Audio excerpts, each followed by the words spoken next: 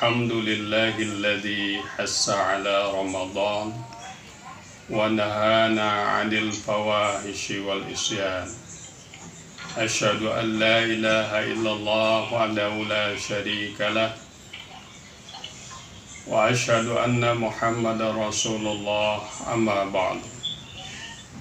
Sahabat kuliner Pebi yang dirahmati Allah, pada kesempatan yang baik ini kita akan mencoba membahas satu tema penting dalam kultum kita pada hari ini, yaitu tentang keuangan Islam dan penanggulangan COVID-19 tahun 2020. Sahabat kuliner yang dirahmati Allah, akhir-akhir ini kita mendengar satu nomenklatur baru di bidang keuangan Islam atau keuangan syariah. Kalau sebelumnya kita pernah mengenal istilah keuangan atau keuangan saja, yang berarti adalah ilmu keuangan dan manajemen aset yang berorientasi bisnis, dan dia berorientasi pada pencapaian keuntungan atau profit oriented. Nah, baru-baru ini kita mengenal di kalangan Sivitas Akademika Indonesia satu nomenklatur baru yang dinamakan dengan keuangan sosial Islam. Keuangan sosial Islam ini merupakan nomenklatur baru di Indonesia. Tetapi pada hakikatnya di belahan bumi muslim lainnya, istilah ini sudah sangat terkenal, atau dengan istilah Arabnya yang terkenal, muamalah maliyah ijtimaiyah. Itu terjemahan dari arti keuangan sosial Islam. Nah, pada kesempatan ini kita akan mencoba melihat apa potensi-potensi yang bisa diperankan oleh keuangan sosial Islam itu dalam penanggulangan COVID-19 tahun 2020. Sahabat kuliner yang dirahmati Allah, salah satu implementasi dari sistem keuangan Islam yang dapat kita lihat perannya adalah dalam konteks zakat. Zakat ini berasal dari kata atau diderivasi dari kata-kata Arab bermula dari zaka, yazku zakatan. Dalam istilah Indonesianya dapat kita terjemahkan secara sederhana menjadi tumbuh dan berkembang, kemudian suci, dan yang ketiga adalah berkah atau keberkahan harta. Nah, penamaan zakat diulang-ulang di dalam Al-Quran, tidak kurang dari 82 kali kita dapati kata-kata zakat di dalam Al-Quran, dan umumnya digandeng dengan kata-kata sholat. Sehingga dalam satu ayat kita pernah mendengar aqimus sholat wa atuz zakat, dirikanlah sholat dan tunaikanlah zakat. Sehingga sangat pentingnya konteks zakat ini dalam muamalah maliyah ijtimaiyah dalam Islam, sehingga dia dianggap menjadi rukun keempat dalam rukun Islam. Sahabat kuliner yang dimuliakan Allah, kita mengenal ada dua bentuk zakat.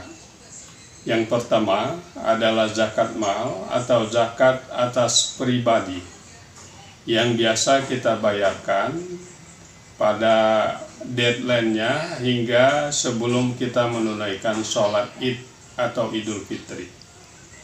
Ya, zakat fitrah ini ditarik atas pribadi atau jiwa yang hidup, baik dia anak kecil, orang dewasa, orang tua, dan lain-lain. Ya, artinya setiap jiwa yang hidup dikenai zakat fitrah yang harus dibayar, deadline-nya sampai sebelum kita melaksanakan sholat Idul Fitri. Nah, yang kedua dikenal juga dengan istilah zakat al-mal atau zakat atas harta. Banyak sekali zakat atas harta ini kalau kita pelajari buku fikih, diantaranya adalah zakat perniagaan, pertambangan, pertanian, hewan ternak, zakat emas dan perak, dan yang tidak kalah penting lagi, ada satu bentuk zakat yang sudah dimodernisasi dalam konteks ekonomi Islam, yaitu zakat profesi.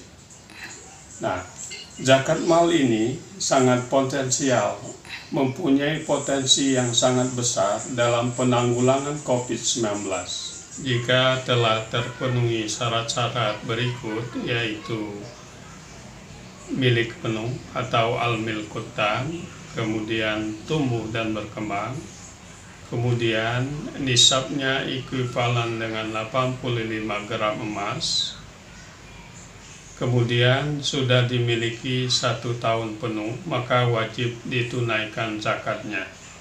Sahabat kuliner PEBI yang dirahmati Allah, seperti kita ketahui, banyak masyarakat yang terdampak oleh dampak negatif dari penyebaran COVID-19 ini, seperti PHK, penurunan daya beli, dan banyak sektor ekonomi produktif yang tidak bisa berjalan seperti biasanya, yang menjadikan mereka itu menjadi mustahik zakat.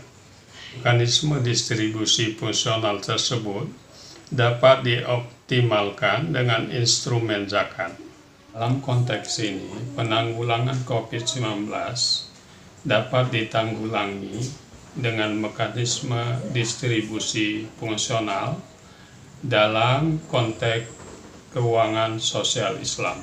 Transfer sejumlah tertentu harta yang sudah mencukupi kadar nisab zakat dari golongan the have kepada golongan the have not kepada lembaga-lembaga zakat resmi yang kredibel.